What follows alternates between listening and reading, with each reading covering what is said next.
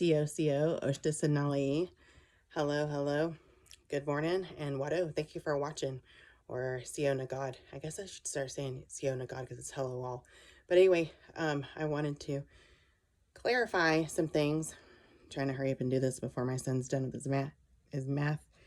It's like running up the stairs. Anyway, I had been getting some inquiries or opinions or whatever about vasectomy, right?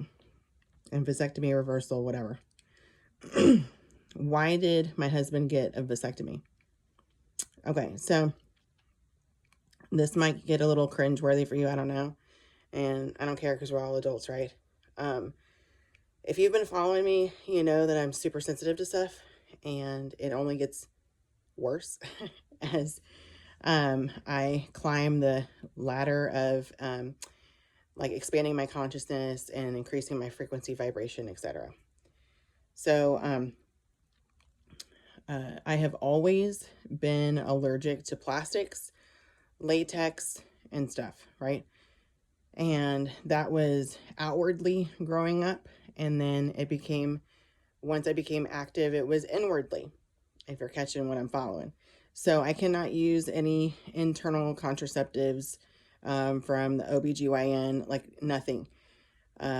It seems as though the reaction is like times 1,000, I feel. I don't know. I know now that I should have used an EpiPen in certain situations, which is unfortunate. So even with IUDs, like the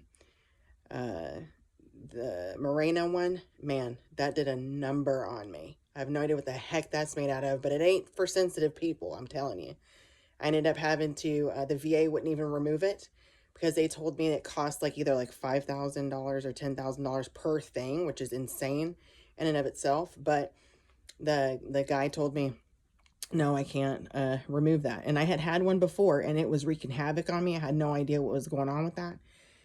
And then I started doing a deep dive and the research about it. It was like, shoots, you know, could this be me? I don't know. Let me bring it up. I brought it up. He's like, it's good. You're good, right? You've got these injuries from the military. You've got PCOS. Like, you know, it's most likely that because these things are super safe, right? And I'm like, okay. And then like, I don't know, maybe a week after having that in, I'm like, nope, want it out. And he's like, it's too expensive. So I had some hemostats. I sterilized them best I could, clamped onto that little string, and went fishing, you know, for that little string, pulled it out myself in the bathroom. Yeah, it was ridiculous. So when I have children, they usually almost kill me every single time. I'm not trying to be funny. I'm not trying to downplay it, but literally I almost die every time. Okay. So after we had my son, I was just like, this was like way too close. Way. I mean, you don't want to be flirting with death, but God dog it. I'm telling you, I felt like I had, and I did, have one foot in the grave. My other foot was on a banana peel, if you understand what I'm saying. And so we're just like, yeah, you're going to get like, because we came to the decision together. You're going to get fixed. Okay, great. Because that'll fix everything for us. We won't have to time things or anything like that. And with PCOS, you can't really time it anyway. Yourself. I mean, I'm sure you can give it your best, but really it's nice to have a professional help you time things in order to have a child naturally. We could not do that at the time, so we tried to time it ourselves and ended up having to do IUI to conceive our son. And we may have to go the IUI route again. We may not. We may be able to do it naturally this time. I've had some things done that we may be able to do that. So he gets a vasectomy. They do not tell you that it is harder on the person to get it reversed. They don't tell you that it is, none of it is covered by insurance. They make it seem as though it's a in and out procedure, like super fast. No, it's going to take him hours to get it reversed. And we paid $6,200 in order for that to be done. And it's coming up soon. So we would appreciate all, you know, prayers, love, and support and good vibes and everything for that. uneventful and very successful outcome, right? Uneventful healing and very successful outcome, and uneventful, very successful surgery, I guess. But anyways, so it's on a whole different level as far as conceiving goes, because my husband has epilepsy. So he was deathly afraid to, just like I was afraid to get pregnant so soon after having our son, because it nearly killed me, and it gave me a couple double prolapses so bad that they almost came out. Okay. And that would have been horrific. And I could have died from that as well.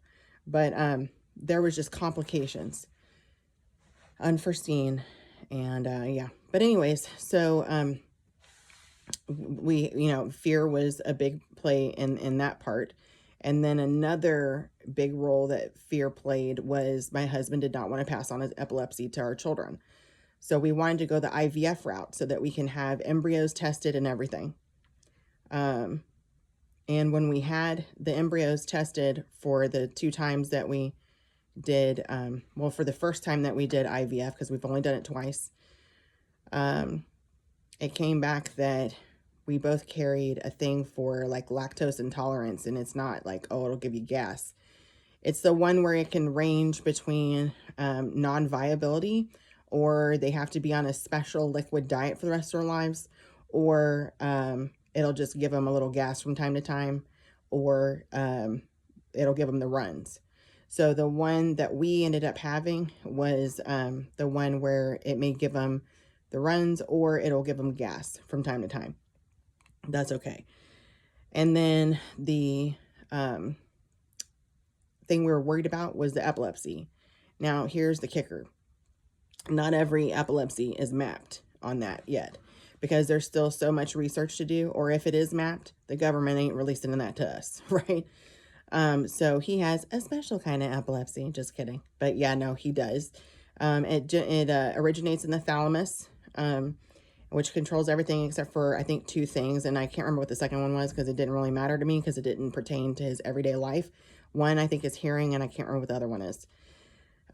So when the thalamus acts up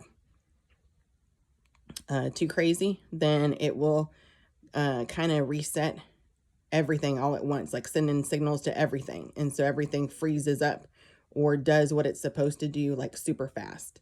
So that's how his epilepsy is generalized over the entire brain, and the source is the thalamus. Can't remove it, can't live without a thalamus. So his journey is so difficult for him, and it is hard on those who actually love and care for him, that he was like, don't want to pass that on. So because it's not mapped, and we cannot, like, as in far as DNA goes, and we cannot do a history, because this is why it's so important to talk about things that make you cringe, or things that kind of make you feel embarrassed, or whatever it is, because then you can track it throughout your family tree. Everybody on his family tree, they don't want to say nothing. On his mom's side of the family tree, it's like, I mean, everybody's got a lock on their mouth, and they incinerated the key. Nobody's talking about having fits or any of that stuff. Nothing. It's just like, nope, it's not going to tell. So we have no idea about their family history, period, except for the things that were very obvious to us.